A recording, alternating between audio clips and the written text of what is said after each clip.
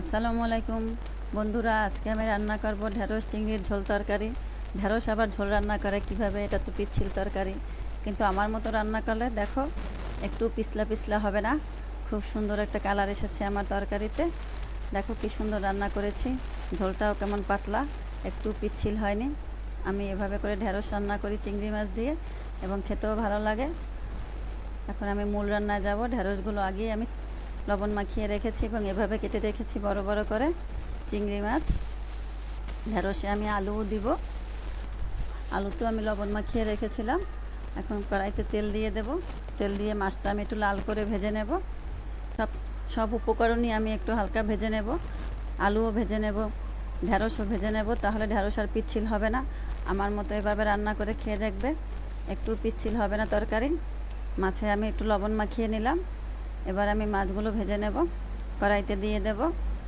দিয়ে আমি হালকা ভেজে নেব। মাছটা ভেজে নিলে ভালো লাগে। আগেই বলেছিলাম যে ঢেঁড়সে আমি লবণ মাখিয়ে রেখেছিলাম, সেটা দেখিয়ে দিলাম।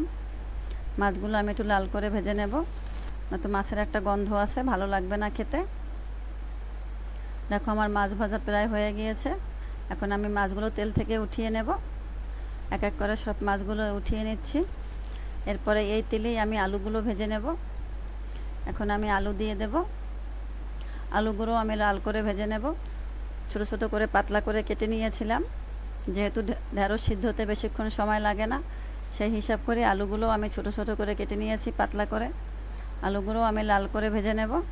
আমার আলু ভাজা হয়ে গেছে, আলুটাও আমি উঠিয়ে নিচ্ছি। একই তেলে আমি ঢেঁড়সগুলো ভেজে নেব। তেলের ভিতরে ঢেঁড়স ভাজলে পিছলে ভাবটা কেটে যাবে, তাহলে তরকারিটা আর পিচ্ছিল হবে না এবং খেতেও ভালো লাগবে। এখন আমি ঢেঁড়স দিয়ে দেব। ঢেঁড়সটা আমি ভালোভাবে ভেজে নেব। তেলে আমি ভালোভাবে উল্টে পাল্টে ঢেঁড়সটাকে ভেজে নেব, তাহলে ঢেঁড়সের পিচ্ছিল ভাবটা কেটে যাবে। এভাবে আমি যতক্ষণে পিচ্ছিল ভাবটা না কাটে ততক্ষণে ভাজতে থাকব। দেখো কেমন সবুজ সবুজ কালার, ঠিক আছে, কালারটাও নষ্ট হবে না এভাবে ভেজে নিলে। পিচ্ছিল ভাবটাও কেটে গিয়েছে, এখন আর ঢেঁড়সের পিচ্ছিল ভাবটা নেই। এখন আমি ঢেঁড়সগুলোও তুলে নেব তেল থেকে।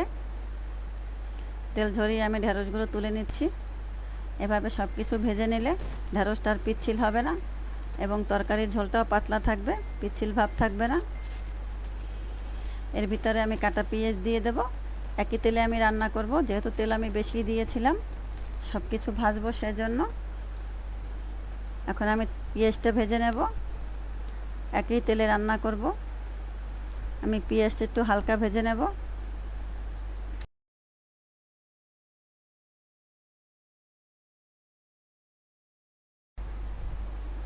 আমি রান্নায় বাটা পেঁয়াজও ব্যবহার করব।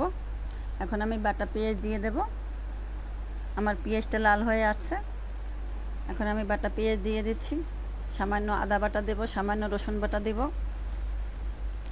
আদা রসুন বাটা সব তরকারিতেই লাগে এবং আমি সব তরকারিতেই আদা রসুন বাটা ব্যবহার করি।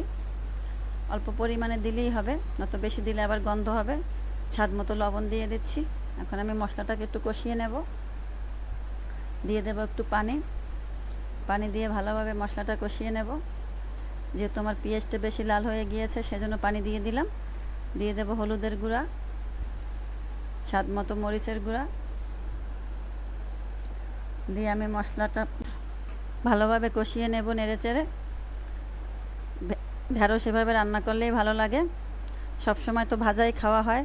এখন আমি চিংড়ি মাছ ভাজা দিয়ে দেব। দিয়ে মশলার সাথে নেড়েচেড়ে মিশিয়ে নেব। এরপরে আমি ঢেঁড়স এবং আলু একসাথেই দিয়ে দেব। এই রান্নাটা আমি ঢাকনা ছাড়াই করব, যেহেতু ঢেঁড়সটা এখনও সবুজ সবুজ আছে। ঢাকনা দিলে আর সবুজ থাকবে না, কালারটা চেঞ্জ হয়ে যাবে, তখন আর দেখতেও ভালো লাগবে না, খেতেও ভালো লাগবে না। আমি মশলার সাথে ভালোভাবে কষিয়ে নিচ্ছি। এপিট উপিট করে কষিয়ে নিচ্ছি, ভালো করে কষিয়ে নিয়ে এখন আমি পানি দিয়ে দেব সিদ্ধ হওয়ার জন্য। একটু বেশি পানি দেব, যেহেতু আমি ঢাকনা দিয়ে রান্না করব না, সেজন্য আমি একটু বেশি পরিমাণেই পানি দিয়েছি এবং আস্তে আস্তে রান্না করব। চুলার হিট বেশি বাড়ানো যাবে না। আস্ত দুটো কাঁচামরিচ দিয়ে দিলাম, যেহেতু এটা মিষ্টি তরকারি, একটু ঝাল হলে ভালো লাগে, ঝালের জন্য দুটো কাঁচামরিচ দিয়ে দিলাম আস্ত। এভাবেই আমি রান্না করব সিদ্ধ হওয়া পর্যন্ত। দেখুন আমার তরকারির কালারটা কত সুন্দর আসছে এবং ঢ্যাঁড়সগুলো সবুজ সবুজ আছে, একটু কালার নষ্ট হয় নাই। আমি একটু ঝোলঝোলি রান্না করব। এখন যদি আমার রান্না ভালো লাগে আমার পেজে একটি ফলো দেবেন এবং লাইক কমেন্ট ও শেয়ার করে আমার পাশেই থাকবেন। ফি আমানিল্লাহ।